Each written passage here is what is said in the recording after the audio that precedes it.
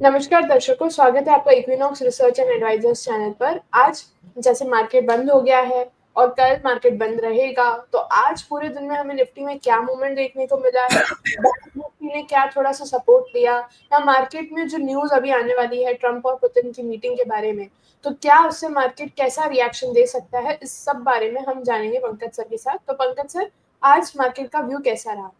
Ji, good afternoon Aastha and good afternoon to everyone. Aastha, देखिए market का mood तो बहुत कंसोलिडेटेड रहा है।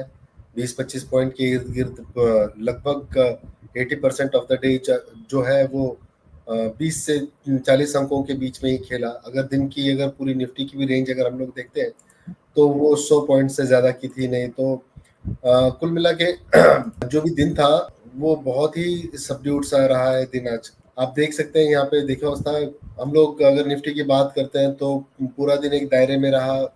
जब भी बंद हुआ है बिल्कुल माइनर करेक्शन के साथ में वो बंद हुआ। एक्सपायरी वाला जो दिन है वो बेहद साइडवेज रहा और कॉल राइटर पुट राइटर्स जितने भी लोग रहे हैं वो पूरे की पूरे ट्रैप हुए हैं प्रीमियम को लेकर। और राइटर्स जो है उन्होंने पैसा बनाया है। आप देख सकते हैं जिस तरीके से निफ्टी की पोजीशनिंग बनी हुई है। और बैंक निफ्टी के अंदर आज थोड़ी बहुत जो है हलचल देखने मिली, वो भी आईसीआईसीआई बैंक और एचडीएफसी बैंक की बदौलत एक मूवमेंट जो है वो विटनेस हुआ। लेकिन अगेन ये तो वीकली एक्सपायरी थी तो इतना बड़ा बैंक निफ्टी के ऊपर कोई इम्पैक्ट नहीं आया। लेकिन यस, ये लोअर टाइम फ्रेम पे 200 डेमा के नीचे आकर बंद हुआ। 55,500 की रेंज में ये बंद हुआ है, तो थोड़ा सा ध्यान देगा। तो सर, जिस हिसाब से अभी कल बहुत बड़ी मीटिंग है ट्रंप की पुतिन के साथ, तो आपको क्या लगता है कि इससे मार्केट में कैसा रिएक्शन देखने को मिल सकता है?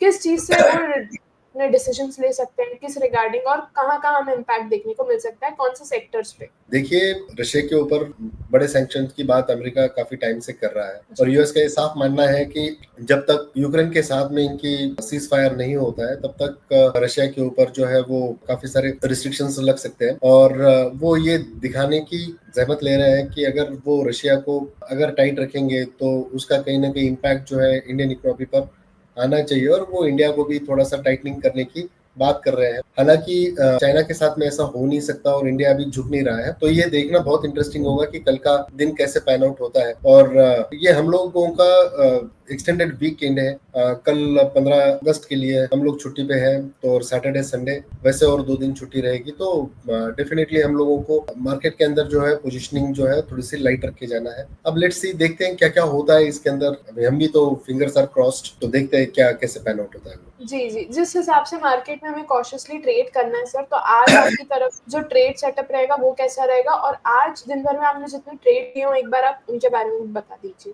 जी जी जी। देखिए, आप स्क्रीन के बिल्कुल बीच में देख पा रहे हैं यहाँ पे कि जिस हिसाब से मैंने जो पहला ट्रेड दिया था 934 को, एक डीमार्ट का फ्यूचर का एक ट्रेड दिया हुआ था। अच्छा खासा गेन मिला उसके अंदर। आप देख सकते हैं कि 4318 की रेंज में मैंने बाइंग को दिया था और 4365 की रेंज में उसमें एग्जिट करने की सलाह दी थी। बैंक निफ्टी का एक ट्रेड दिया हुआ था उसके बाद में, उसमें भी अच्छा खासा प्रॉफिट हम लोगों ने बनाया है। और उसके बाद में जो ट्रेड दिया निफ्टी का, वो निफ्टी का ट्रेड के अंदर स्टॉप लॉस हम लोगों का ट्रिगर हुआ। पूरा मूव जो मार्केट का रहा है पथेटिक रहा है। कहीं पे भी बड़ी जो है मूवमेंट कैप्चर नहीं हुई है।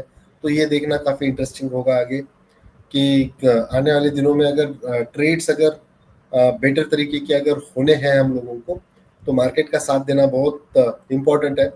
ना हम बेच के काम कर पा रहे हैं ये मार्केट में ज़्यादा, ना हम लोग खरीद कर काम कर पा रहे हैं।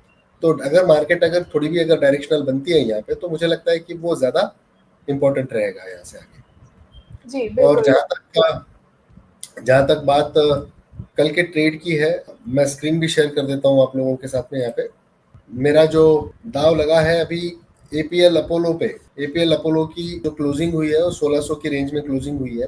इसके अंदर फ्यूचर्स में खरीदारी की सलाह रहेगी 1590 की रेंज में। स्टॉप लॉस जो है वो 1570 का रखना है। टारगेट जो है वो 1620 1635 के, ऐसे दो टारगेट के लिए हमको प्ले करना है। आज कल की हाई को एक बार टच करके आया, एक आप देख सकते हैं कि इस तरीके का एक राउंडेड बॉटम बना हुआ है यहाँ पे। तो जैसे ही ये 1610 के ऊपर चला जाएगा तो मुझे लगता है एक बड़ी रैली इसके अंदर विटनेस हो सकती है। बट स्टिल मैं बेट कर रहा हूँ कि 1590 में बाय करना है। अभी 1600 की क्लोजिंग है, 5-10 रुपए नीचे में हम लोग इसको खरीदेंगे। 1570 का स्टॉप लॉस है और 1635 के टारगेट्स रहेंगे इसके। तो ये सर हमारा आज का ट्रेड सेटअप रहेगा जी। और तो कल जो मैंने ट्रेड दिया था आस्था, वो इंडियन होटल्स के ऊपर, वो भी अच्छा खासा चला है। 1.5 से 1.25% के आसपास की अपने रेट से तेजी आई है उसमें, तो जी अच्छा खासा बिल्कुल पैसा। सर। जी जी सर, जिस हिसाब से अभी मार्केट में पिछले महीने से लेकर अब तक न्यूज चल रही है, पूरा मार्केट न्यूज बेस्ड हो गया है। तो आपके अकॉर्डिंग अब तक निफ्टी में परफॉर्मर, मतलब जिस सेक्टर ने बहुत अच्छे से परफॉर्म किया है या जो सेक्टर काफी गिरावट में दिखा है आपको, जिसने निफ्टी को ऊपर के रेजिस्टेंस लेवल से एक उछाल आने को नहीं दिया है, कौन कौन से सेक्टर्स थे आपके अकॉर्डिंग? जैसे फार्मा, मेटल और कौन से सेक्टर्स थे? देखिए, सबसे वल्नरेबल जो रहा है एनर्जी और ऑयल गैस का सेक्टर है। पीएससी बहुत वल्नरेबल रहा है। आज सीपीएससी इंडेक्स वो भी अच्छा खासा ड्रैग हुआ है, लेकिन आईटी ने कहीं ना कहीं सपोर्ट किया है। बैंकों ने कहीं ना कहीं जो है वो सपोर्ट किया है आज।